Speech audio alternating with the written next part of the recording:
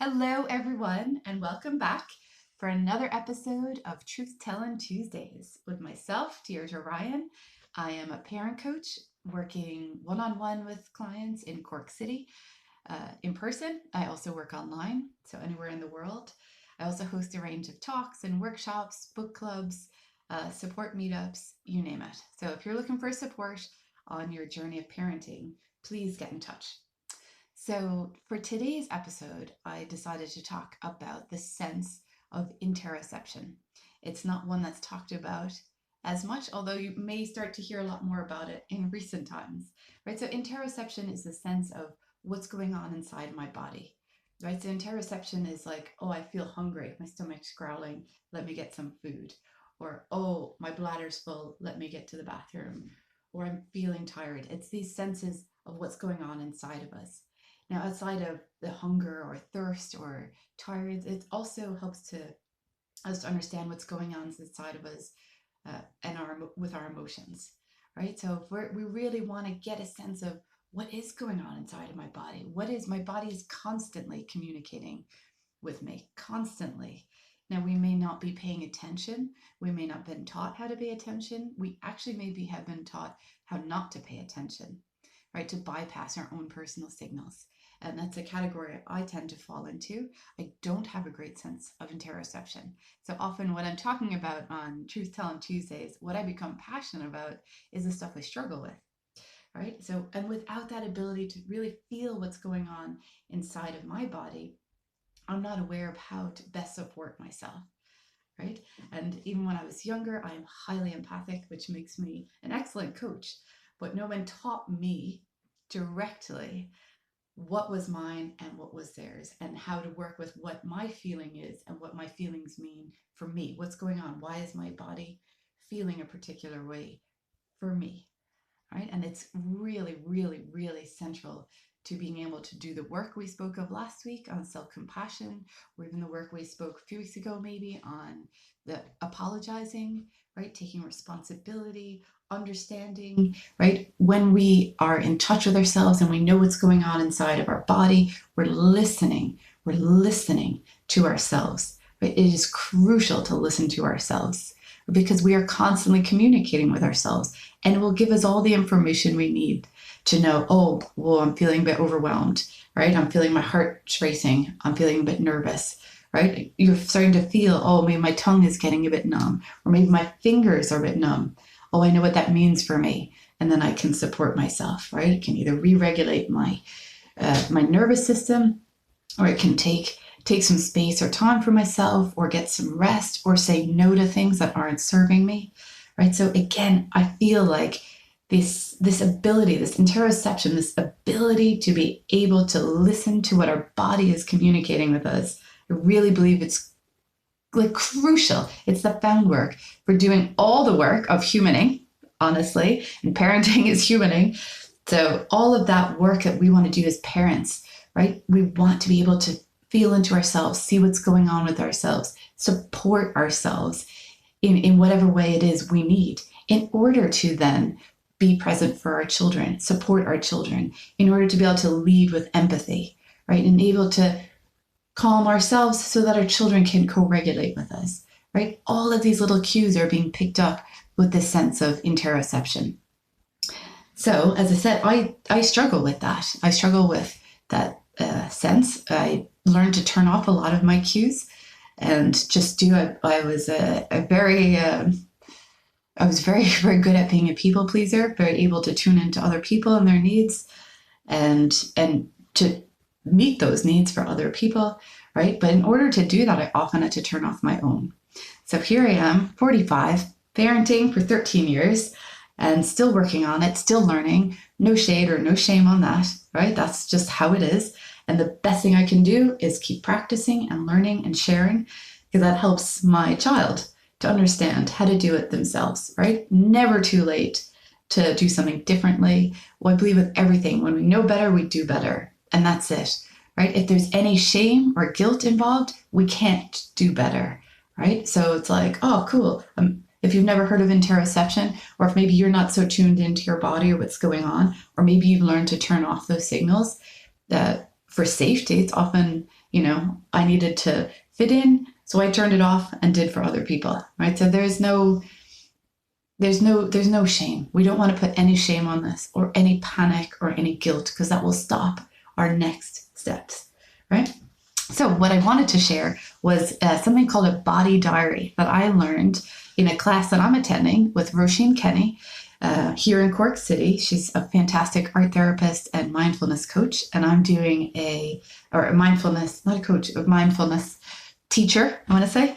I'm doing a class on art and mindfulness, and it's been absolutely brilliant. I'll actually link her information in case anyone's interested in getting contact with her.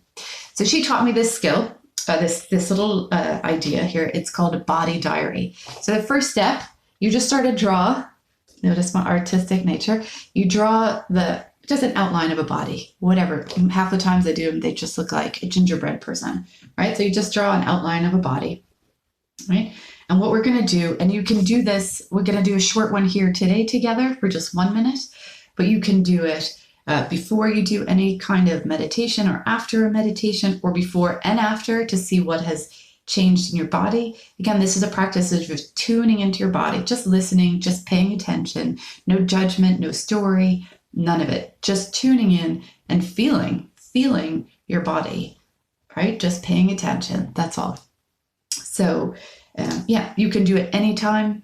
You can even do it without a meditation. So what I thought we'd do today is just do it for 1 minute, where we just for 1 minute, and I have my 1 minute timer here.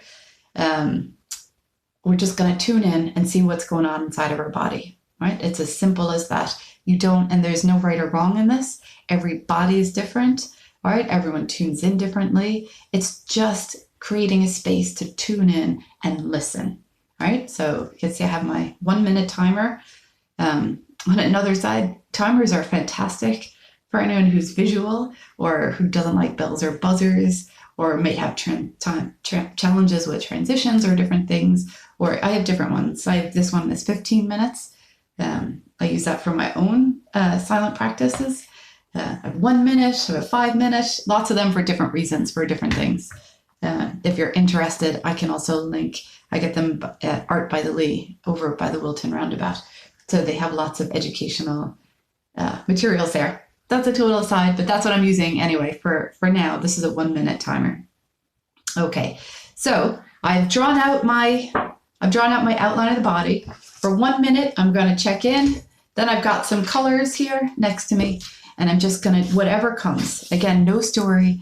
Remember, our spoken language, that's not our first language. So you don't have to talk about it or do stories around it. Just let your body do whatever. You may color over it, use one color, many colors. You may color particular areas. Maybe you're coloring outside of it. There is honestly no right or wrong. This is just such a great, it has helped me immensely. So it's been really, really effective and helpful for me. So I'm offering it to you. Also do it with my 13-year-old. You can do it with anyone, right? It's a fantastic way just even to acknowledge that the body is something to be listened to. Again, we're in a culture that is not always going to do that. And it is going to override, especially for our kids, when they're in schools or places where they don't have autonomy. They may not be able to go to the bathroom. They may not be able to eat when they need to. They may not be able to put their head down when they need to, right? So you're kind of being trained out of listening to your own body cues, right? And our body has all the information we need. It's so powerful and so beautiful.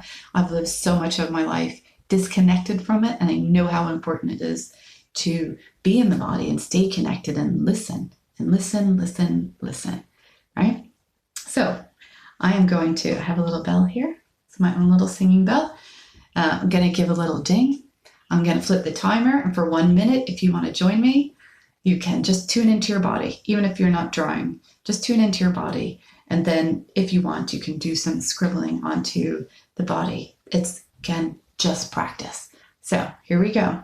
First is tuning in. All right, so we're showing up, tuning in, just listening. Just listen.